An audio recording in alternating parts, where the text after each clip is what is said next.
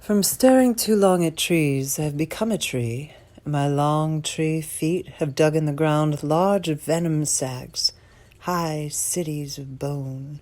From brooding too long on the Congo, I have become a Congo, resounding with forests and rivers, where the whip cracks like a great banner, the banner of a prophet, where the water goes, Likuala, Likuala, where the anger bolt hurls its greenish axe, forcing the boars of putrefaction to the wild, lovely edge of the nostrils.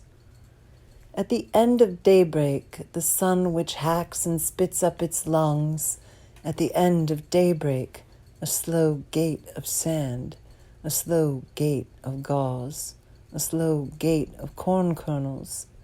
At the end of daybreak, a full gallop of pollen, a full gallop of a slow gait of little girls, a full gallop of hummingbirds, a full gallop of daggers to stave in the earth's breast. Customs angels mounting guard over prohibition at the gates of foam. I declare my crimes, and that there is nothing to say in my defense. Dances, idols, and apostate. I, too, I have assassinated God with my laziness and with my words, with my gestures, with my obscene songs. I have worn parrot plumes, muscat skins. I have exhausted the missionaries' patience, insulted the benefactors of mankind, deified Tyre, deified Sidon, worshipped the Zambezi. The extent of my perversity overwhelms me. But why, impenetrable jungle, are you still hiding the total zero of my mendacity, and from a self-conscious concern for nobility, not celebrating the horrible leap of my Pahuian ugliness?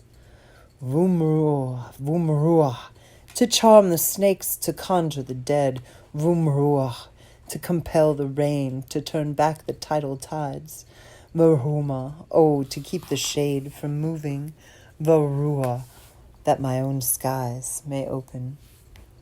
Me on a road, a child chewing sugarcane root, a dragged man on a blood-spattered road, a rope around his neck, standing in the center of a huge circus, on my black forehead a crown of daturas, Vumrua, to fly off, higher than quivering, higher than the sorceresses toward the other stars, ferocious exultation of forests and mountains, uprooted at the hour when no one expects it, the islands linked for 1,000 years. Vumrua, that the promised times may return, and the bird who knew my name, and the woman who had 1,000 names, names of fountains, sun, and tears, and her hair of minnows, and her hair steppes my climates, and her hair my seasons, and the days without injury, and the nights without offense, and the stars my confidence, and the wind my accomplice. But who misleads my voice? Who grates my voice, stuffing my throat with 1,000 bamboo fangs, 1,000 sea urchin steaks? It is you, dirty end of the world, dirty end of daybreak. It is you, weight of the insult, and 100 years of whiplashes.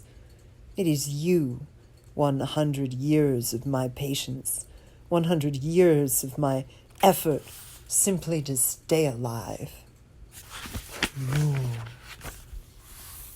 We sing of venomous flowers, flaring in fury-filled prairies, the skies of love cut with blood clots, the epileptic mornings, the white blaze of abyssal sands, the sinking of flotsam in nights electrified with feline smells. We sing of venomous flowers flaring in fury-filled prairies, the skies of love cut with blood clots, the epileptic mornings, the white blaze of abyssal sands, the stinking of flotsam in nights electrified with feline smells. What can I do? One must begin somewhere. Begin what? the only thing in the world worth beginning. The end of the world, of course. Tort, O tort of the terrifying autumn, where new steel and perennial concrete grow. Tort, O tort, where the air rusts in great sheets of evil glee, where saneous water scars the great solar cheeks. I hate you. One still sees madras rags around the loins of women, rings in their ears, smiles on their lips, babies at their nipples. These for starters. So here, enough of this outrage. So here is the great challenge and the satanic compulsion and the insolent, nostalgic drift of April moons, of green fires, of yellow fevers. Vainly in the tepidity of your throat, you ripen for the 20th time the same indigent solace that we are mumblers of words. Words, while we handle quarters of earth, while we wed delirious continents, while we force steaming gates. Words, ah yes, words, but words of fresh blood, words that are tidal waves and eryspelias and malarias and lava, malarias and lava and brush fires and blazes of flesh and blazes of cities.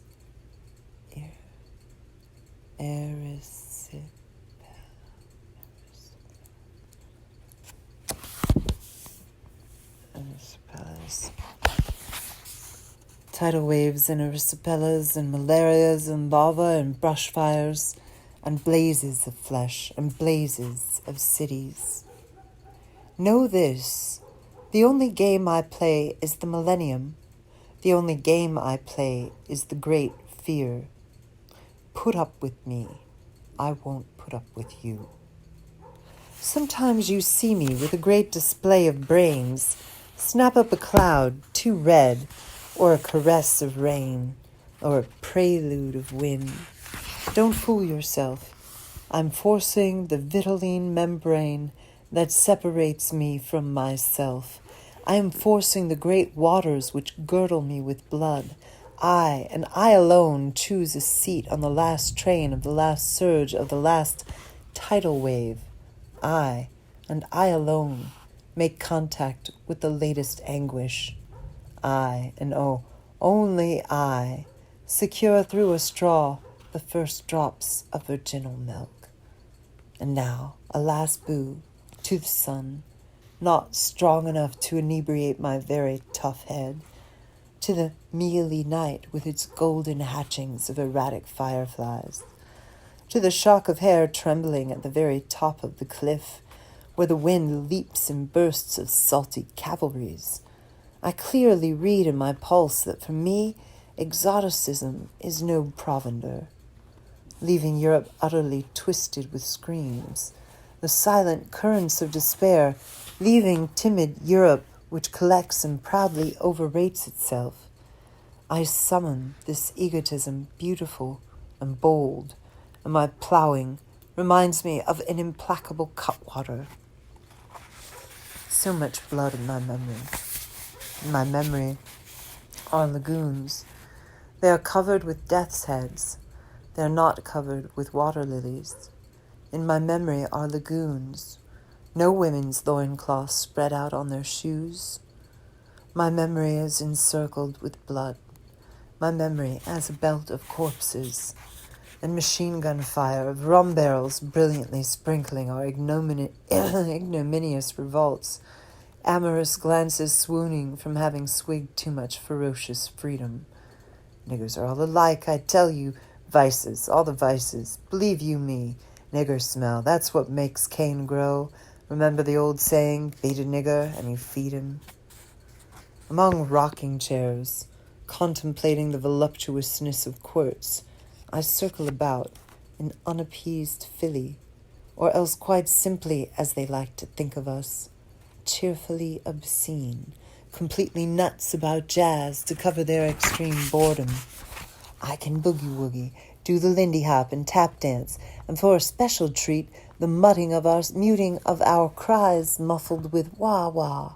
Wait, everything is as it should be. My good angel grazes the neon. I swallow batons. My dignity wallows in puke.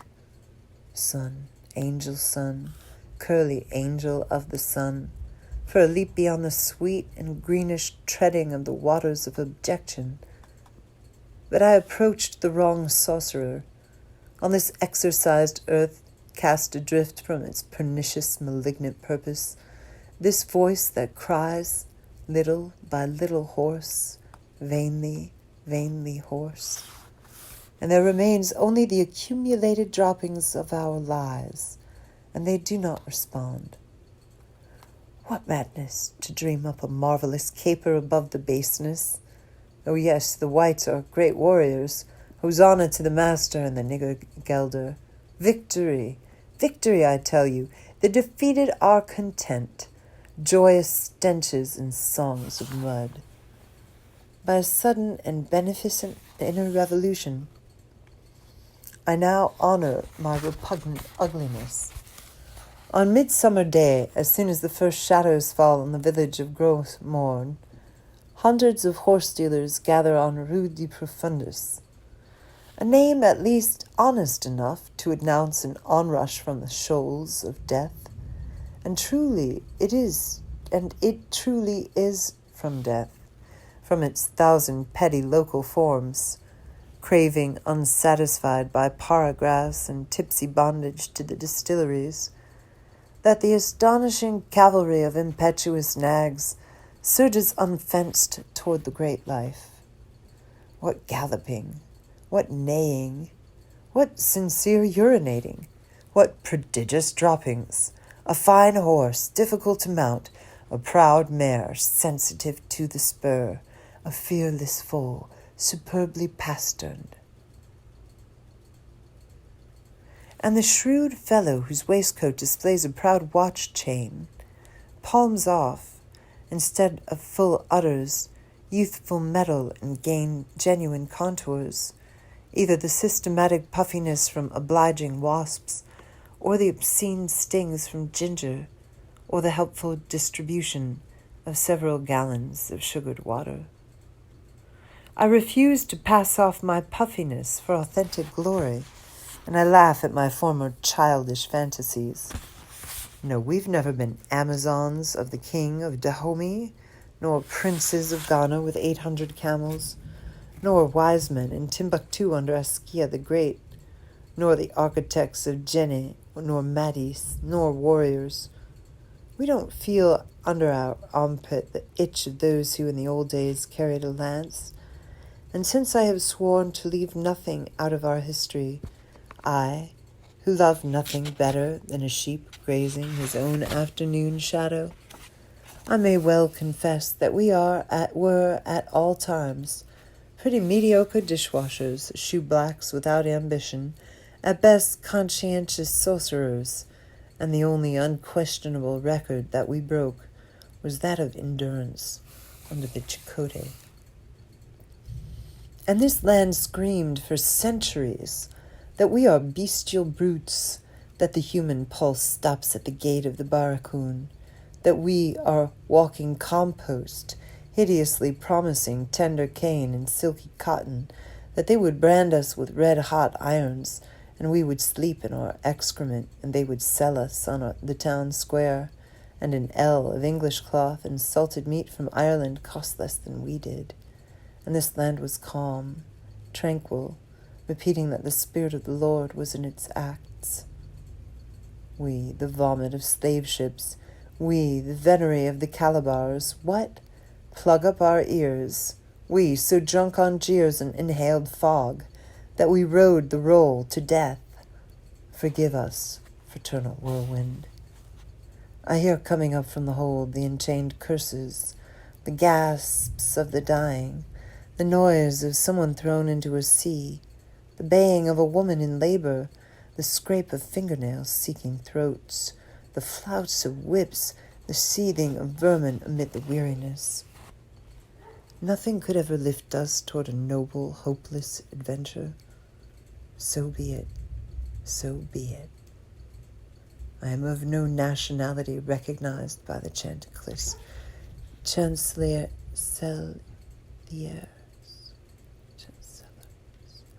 I am of no nationality recognized by the chancelleries. I defy the craniometer, homo sum, etc. Let them serve and betray and die. So be it, so be it. It was written in the shape of their pelvis. And I was singing the hard fist. You must know the extent of my cowardice. One evening on the streetcar facing me, a nigger big as a pongo trying to make himself small on the streetcar bench.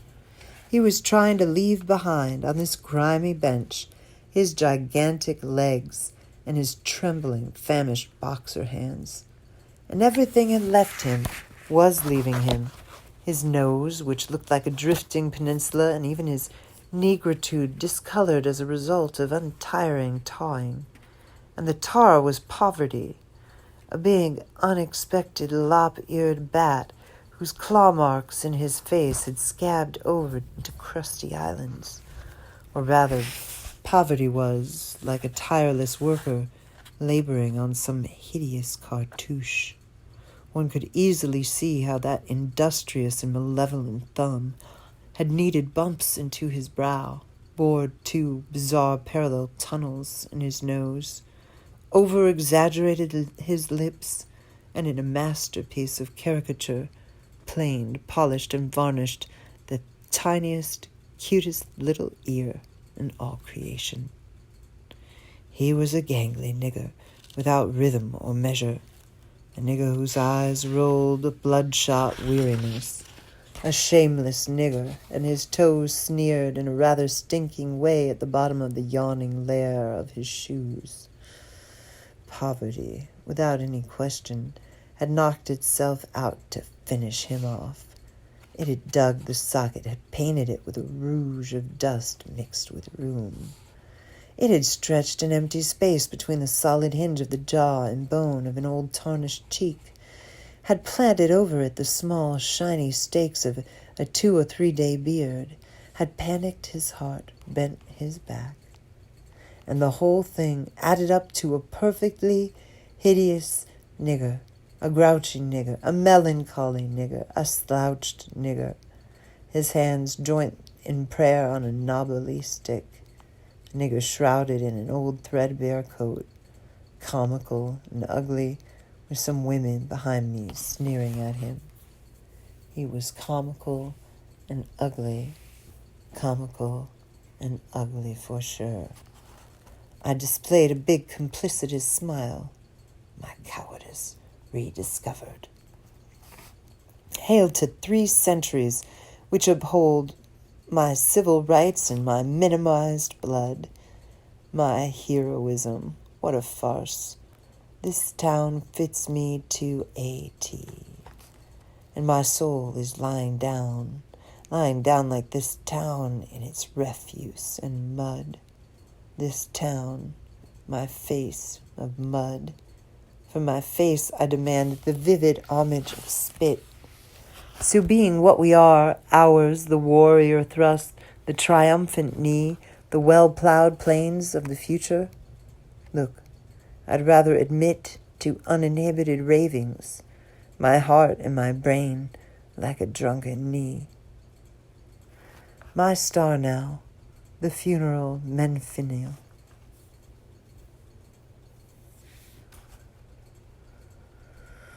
And on this former dream, my cannibalistic cruelties, the bullets in the mouth, thick saliva, our heart from daily lowness bursts, the continents break the fragile bond of isthmuses, lands that leap in accordance with the fatal division of rivers, and the morn, which for centuries kept its scream within itself, it is its turn to draw and quarter the silence, and the people, an ever-rebounding spirit, and our limbs vainly disjointed by the most refined tortures, and even life more impetuously springing up from this compost, unexpected as a soursop amid the decomposition of breadfruit.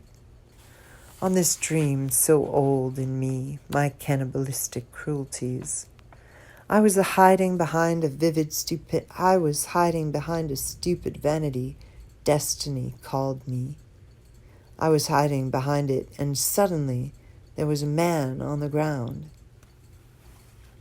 I was hiding behind a stupid vanity. Destiny called me.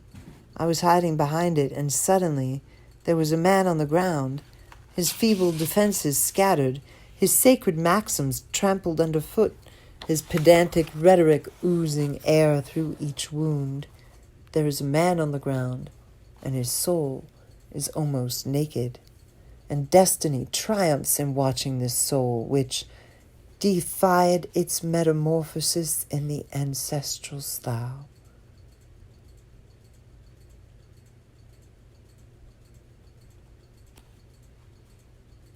I say that this is right. My back will victoriously exploit the halassa of fibers. I will deck my natural obsequiousness with gratitude, and the silver-braided bullshit of the postillion of Havana, lyrical baboon pimp for the glamour of slavery, will be more than a match for my enthusiasm. And the silver-braided bullshit of the postillion of Havana, lyrical baboon pimp for the glamour of slavery, will be more than a match for my enthusiasm. I say that this is right. I live for the flattest part of my soul, for the dullest part of my flesh. Tepid dawn of ancestral heat and fear, I now tremble with the collective trembling that our docile blood sings in the madripoor. And these tadpoles hatched in me by my prodigious ancestry, those who invented neither powder nor compass, those who could harness neither steam nor electricity, and these tadpoles hatched in me by my prodigious ancestry, those who invented neither powder nor compass, those who could harness neither steam nor electricity, those who explored neither the seas nor the sky, but who know in its most minute corners the land of suffering, those who have known voyages only through uprootings, those who have been lulled to sleep by so much kneeling, those whom they domesticated and Christianized, those whom they inoculated with degeneracy, tom-toms of empty hands, inane tom-toms of resounding sores, burlesque tom-toms of Tibetic treason. Tepid dawn of ancestral heat and fears, overboard with alien riches, overboard with my genuine falsehoods. Tepid dawn of ancestral heat and fears, overboard with alien riches, overboard with my genuine falsehoods. Tepid dawn of ancestral heat and fears, overboard with alien riches, overboard with my... Okay. But what strange pride suddenly illuminates me? Let the hummingbird come. Let the sparrowhawk come. The breach in the horizon, the cynocephalus. Let the lotus-bearer of the world come. The pearly upheaval of dolphins crackling the shell of the sea. Let a plunge of islands come. The disappearing of days of dead flesh in the quicklime of birds of prey. Let the ovaries of the water come, where the future stirs its testicles. Let the wolves come, who feed in the untamed openings of the body at the hour when my moon and your sun meet at the ecliptic inn. Under the reserve of my uvula, there is a wallow of boars. Under the grey stone of the day, there are your eyes, which are a shimmering conglomerate of cochinella. In the glance of disorder there is this swallow of mint and broom, which melts away to be reborn in the tidal wave of your light. Calm and lull, O my voice, the child, who does not know that the map of spring is always to be drawn again. The tall grass will sway, gentle ship of hope for the cattle, the long alcoholic sweep of the swell, the stars with the bezels of their rings never in sight, will cut the pipes of the glass organ of evening. Zinnias, caranthas will then be poured into the rich extremity of my fatigue, and you, star, please, from your luminous foundation, draw Lemurian being, of man's unfathomable sperm, the yet undared form, carried like an oar in a woman's trembling body. O friendly light, O fresh source of light, those who invest neither powder nor compass, those who would harness neither steam nor electricity, those who explored neither the seas nor the sky, but those without whom the earth would not be the earth. Gibbosity and all the more beneficent as the bare earth, even more earth, silo where that which is earthiest about earth ferments and ripens. My negritude is not a stone, its deafness hurled against the clamor of the sky. My negritude is not a leucoma of dead liquid over the earth's dead eye. My negritude is neither tower nor cathedral. It takes root in the red flesh of the soil. It takes root in the ardent flesh of the sky. It breaks through opaque prostration with its upright patience. Ia for the royal Chalcedra, ia for those who never invented anything, for those who never explored anything, for those who never conquered anything, but yield, captivated, to the essence of things, ignorant of surfaces, but captivated by the motion of all things, indifferent to conquering, but playing the game of the world. Truly the eldest sons of the world, poorest to all of the breathing of the world, fraternal locus for all of the breathing of the world, drainless channel for all of the waters of the world, spark of the sacred fire of the world, flesh of the world's flesh, pulsating with the very motion of the world, tepid dawn of ancestral virtues, blood, our blood aroused by the male heart of the sun, those who know about the femininity of the moon's oily body, the reconciled exaltation of antelope and star, those whose survival travels in the germination of grass, perfect circle of the world, enclosed concordance. Here the white world, horribly weary from its immense efforts, its stiff joints crack under the hard stars, its blue steel rigidities pierce the mystic flesh. Here its deceptive victories tout its defeats. Here the grandiose alibis of its pitiful stumbling. Pity for our omniscient and naive conquerors. For those who never invented anything. For those who never explored anything. For those who never conquered anything. For joy. For love. For grief and all its utters of reincarnated tears. And here, at the end of daybreak, my virile prayer that I hear neither the laughter nor the screams, my eyes fixed on this town which I prophesy, beautiful, grant me the savage faith of the sorcerer. Grant my hands the power to mold. Grant my soul the sword's temper. I won't flinch. Make my head into a figurehead, and as for me, my heart, do not make me into a father, nor a brother, nor a son, but into the father, the brother, the son, nor husband, but the lover of this unique people.